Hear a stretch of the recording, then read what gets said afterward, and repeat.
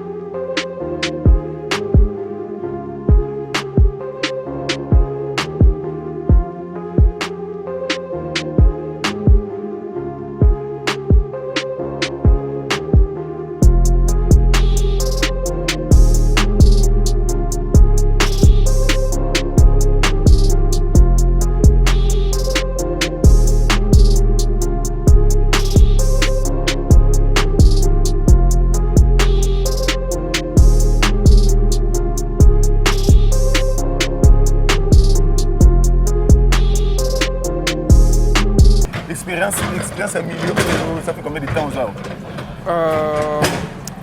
Banda 2009. Banda 2009 déjà. Alors, il y a une sélection nous. Ah, vous avez une idée. Bon. Awa, ezalaki na okande ba commune nyonso ezalaka nango bien, ezalaki sans problème.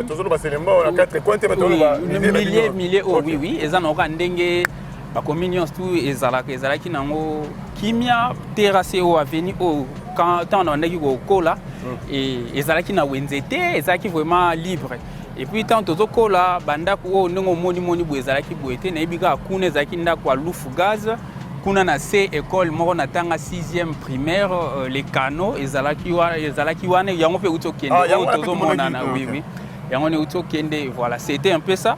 Mais pour mon voisin, faut tambola pour mon voisin. Oui, faut tambola et puis na kaleza qui vont babilanga pondu, babilo moko bomba batu bakipa qui ont été batika qui ont. Nde ka ndenge milliers évoluer akaba moni que non et comme peut évoluer, nde ba komi ko tonga nde to komi ko mona lelo. Nde ba. Collecteur okuta ki ngoni. Oui, oh papa Mobutu atika. OK. Oui, papa Mobutu atika donc ezalaki libre. Donc ezalaki na ba maison te ndenge ekomaki na ba maison ezalaki libre. Donc bato batonga likolo nango. Oui, bato batonga ndenge uta komona bar moko liku bar wana tozomona wana. Oui, baninga pe balandaki ngambo na ngambo basangani nzela ezalaki vraiment mokie. Et toyebi bien que commune oyo ezalaka frappé makasi na érosion dédé tangu population bazo bakisama esengaka pe koyeba koma canaliser bamai bamabulu kosala bapuits d'eau mais bango bakomisaki terrasse oyo lokola puits na bango. Donc mutu soki asali ndako na ye amemi canal ya puits na ye batoboli dusu eleki force wana tangu mai ezoya mpo mai ezalaka na force mosusu eza na puissance mosusu. Du fait que lelo ye mutu atongi ndako atieka eliki ane na terrasse wana tongi bazalaka na bacanal te et na ndenge batongaki mire oyo esengaka epema baterrasse oyo esengaka pe pema ezwa mwa mopepe ezwa mwa nini bakoinsaki yango vraiment donc ezopema te ebanda ozwa mopepe te banda ekopema te na force ya mai na ndenge akoma ekopema te mutu mpe soki azosala ndako ndeti awa omoni oyo ezalaki maison soki moto azosala ndako aluka ye mosu atobola alia boye ntango aotobola bafuiti wana nyonso nde omoni ekoze biso lelo na ba situation oyo tozomona lelo. Donc je peux dire cela. Vu il y a catastrophe naturelle aux parce que la même gestion il y a terrasse ou il y a collecteur comment qui est tout fait et puis ba confier qui comme le marché pirate quoi. Donc comment qui a confié à ce que collecteur comme marché pirate? Il y a des problèmes donc. J'apprends qu'il y avait déjà même merci mon cher. Il y avait des gens qui venaient pour récolter bon taxe quoi, 200 francs bani donc c'était bon nazalaki koto du jour au jour mais j'avais une maison ici. Je voyais une maman circuler. Oui, je voyais une maman circuler pour na ba makambu etali batike oui. C'était c'est une avenue là. Oui, c'est l'avenue Quado donc ezaki transformer en marché ndenge ozomona so pour ça mukie ba mama bazangi bisika oteka batami na ba ko ozomona ba komoteka siko na ndenge ya sima. Baza ko espérer que msusu lobby tant bosi musale ko sila ba ko zonga donc c'est un peu ça. Biso peut ko condamner bango te pour awa baza na marché te mais l'état ça là c'est que ba tout OP ya selemba ngambo o baza na marché na bon po bango basala kaka wenze na monga fula. De faux bakatsa po balia bakatsa po basala bo yango donc komaki ma miezi asali moi staff ne wana mafulani asali staff ne nde bakomi ko asali staff en dehors de staff c'est bien bon mais en dehors de mal organisé c'est-à-dire que c'est un peu ça ils ont mal géré ça voilà batongi ba maison tangu mayambula ezo etangaka bwe na force mayambula nde tozalo kwa na prison oyo babenga Guantanamo eloko eboma mutu eza litanga mbula do bazwa mutu bakangi batika litangi etangeli tia kokufa do maya mbula litanga maya eza na force mususu ndenge elia mabele elie liboso maison lobi mbula ko na force ebuki elie na se na olakisa yo olekisa na opeso video ya érosion oyo esalaki ni oyo nyonso ya liboso ndenge ezalaki ndenge eyelaki donc ezaki mai tango zoya ekutaki déjà moi fuite a profiter na fuite wana ndabuki et puis ezaki munene boye ezaki vraiment moi boye ka moi bassin boye nande kombe nanga zo kamta c'est vrai ouais yo zali natif awa poli awa oyebi midi na bino ndenge zalaki milieu moko bien fréquentable alors le lot cette partie c'est comme impraticable maintenant message d'abord pour lancer na ba riverain ba habitant Kotoyo pour qu'il va prendre soin d'un milieu là bango. OK. Parce que terrain oyo to yebi qui est très beau sablé heureusement to ba bela mungu buka na pas. Alors message nous lancer na ba Kotoyo ba prendre soin na mabele là bango. Message est que population nyonso ya monga fula na selembao ce que vous devez savoir est que monga fula na selembao bozana zelo moko eza pete makasi. Ce qui vous remarquez, la commune est en érosion, c'est des communes. La érosion est en mais des communes pour nani, ma belle est vraiment pété. Ils ont pété. Na okota na ba makambo etali spirituel tende ba msuba bageza bisimbi là je ne sais pas je n'ai jamais vécu un kisimbi bilima ya nini ya terrasse bani moi je n'ai jamais vécu cela et donc pour na ko batela bisika oyo ya biso faut ko évitera ba n'importe quoi. Ba n'importe quoi eza lokola oyebi ke osombi lopangu ozotonga ndaku mais obosani ke faut canaliser mai nayo obosani ke faut ko gérer mai na yo. Donc ce que gérer mai te ce qui yo bukani te ba ke mai yo zotinde ko buka voisin na voisin no pazaka ka ndeko no congolais aza mwana quartier na azani donc et peut saka pasi na mboka na biso et surtout bo toza na chance je peux dire que gouvernement à intervenir mbangu na situation c'est une chance pour toza 27e érosion na minute toza 27e érosion. Ah ouais, c'est le oui il y a milliers où je peux dire il y a commune au 27e érosion. Oh, 27e. Oui, je connais na tambola qui penda na tambola qui penda na bayi snell. Le jour où il y a la photo, on a quelques détails. 27e érosion, mais 26, c'est ça. Non, bah simbité. Tu as pu me 15e sauté. Donc vous êtes chanceux. Et là, quand c'est Sungi, Makasi, pour nous rappeler, donc Bozana temps que ça la négligence pour l'État pas qu'on négliger bino on encourager l'État qui a négligé bino makoga pe ko négliger pas za mutu budget ba votango mais soka ye abwe ba keza pour na pylône wana pour na haute tension de sali ke baya vraiment rapidement d'intervention et ce qui a à retenir que mbalasima bwe ba comment gérer mai na bino comment gérer banzela na bino ba wenze na bino nous avons souffrance de mes gestion aquatique, na mes gestion il y a marché pirate oyo ndengeza oui ndeluki pasi oyo bomoni na bilili ndenge batu mingi bakomi ba locataire mingi ba perdre mapangu mingi ba ko récupérer ngome ko za sous na grandeur oyo ba ezalaki liboso te voilà c'est un peu ça donc toi ba ko battre la bisika oyo nzambe apesi biso po yango ndezali première bénédiction na biso donc ce qui te négliger yango quel que soit beauté ou mabe nango donc zala nango kaka donc je peux dire c'est là on a conseillé bino ezaka yango wana donc ngoni ya mingi na bakonzi pona intervention oyo pona ebi batu mingi population lingate bakumisa bakonzi balingaka te po babake bazo sala me bazo sala mabe bazo zongisa bwe bazo sala bwe mais na auto moni oyo intervention vraiment za rapide ngamona zaki dès les premiers jours na wo momo Wilson nani bourgmestre Selembao ba commandant Zulu tozaki na ba souci presque tozaki totalaki kudo tozaki vraiment désespéré tozaki désespéré le jour J. Oui le jour J tozaki désespéré nande ba buka ba maison wana tout jeté là oyo oui balongolaki on les mêmes jours c'est un peu ça.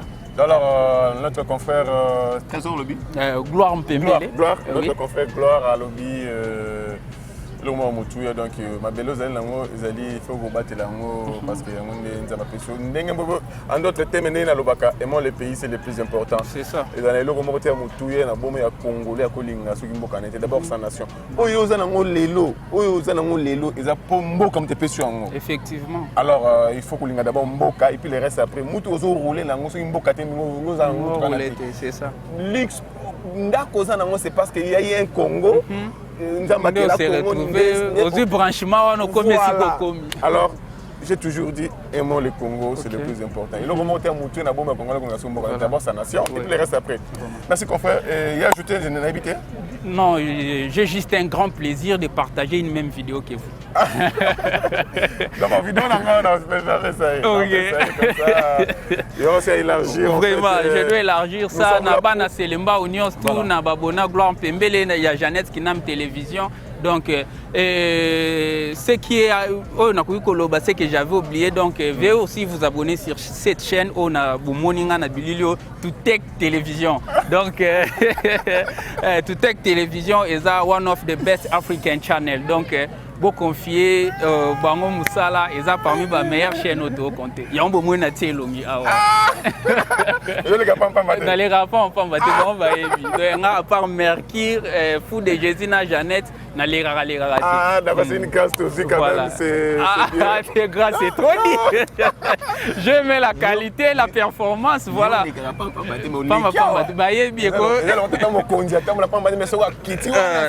Il y a du sérieux, voilà. Merci beaucoup, vous êtes nombreux aussi à nous encourager dans ce sens qui est encourager Bissot. Merci beaucoup, Touza Kokoba toujours. Alors, c'est la chose de la radio accompagner Misala ou continuer à faire ça. Et belé tam so critiquer le bilan monde ko et belé va critiquer mais va proposer à rater. Alors biso tozali wana mpona kotalisa bolamu ya mboka pour coin positif dans le sens tel que boye et il y a une catastrophe et puis intervention quand même, il faut en parler. Il faut en parler quand même, il faut en parler. Il faut encourager. Voilà, là où il n'y avait pas de route, aujourd'hui comme il y a route, il faut en parler, il faut encourager, donc c'est une bonne chose. Alors c'est parti, tu peux aussi que nos confrères, donc j'espère que Michel les Anano, je crois que Michel les Anano, alors au fur et à mesure, on va échanger le contact avec notre confrère et puis au fur et à mesure, même si les élus ont évolué, on va se retrouver car en angle Oyo, si pas ici, peut-être ailleurs, on va aussi réaliser une interview. Nous avons toujours à Congo pour accompagner Michel Zalosema Namboka dans le volet infrastructure. Alors, il y a des volets dans le volet. Il y a culture, oui, culture sociale pour les larmes des pauvres, pour les orphelinats. Ah, d'accord. Nous sommes focus côté infrastructure. Voilà. C'est l'angle que nous avons choisi. Donc, voilà. Merci beaucoup, Nasepeli. De bonnes choses. À vous également. Mais on a parlé. Tes mères en a parlé. Ah, je ne sais pas comment on va dire. Alors, tu nous dis quoi? Ouais, Marie, tu sais pas. Marie, si vous savez marier, vous savez marier. C'est bon, merci beaucoup. On a pas ma question. Veuillez vous abonner, partager cette vidéo pour promouvoir notre chaîne. Voilà, donc on se revoit plus. Merci beaucoup. Allez, à plus.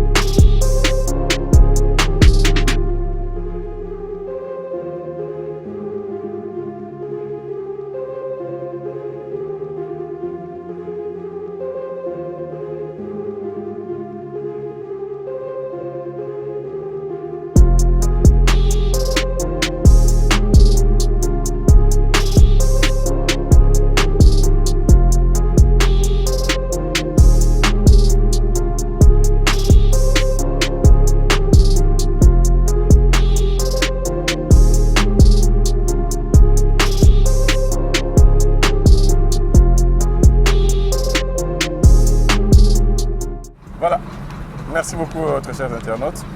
Un moment que vous aimez tant en fait. Il y a partage, hein? Il y a partage, il y a milieu, il y a toujours de quoi, alors qui peut intervenir alors. Il a droit à la parole. Bonjour Tata. Bonjour Papa Nangai. Bonjour. Timezali. Vous en combo. Gloire Mpembele. Mutagloire fan. Na fandi na ngambo ya monga fula na boboliko mais naza natif ya commune Otozali place où misala les salama. Je peux aussi me présenter, je peux en profiter pour na ba imboka. Oui, je suis Gloire Mpembele, présentateur de l'émission Star en ligne sur Fou de Jésus et Jeannette Kinam Télévision. Voilà. Aux journalistes. Ah oui.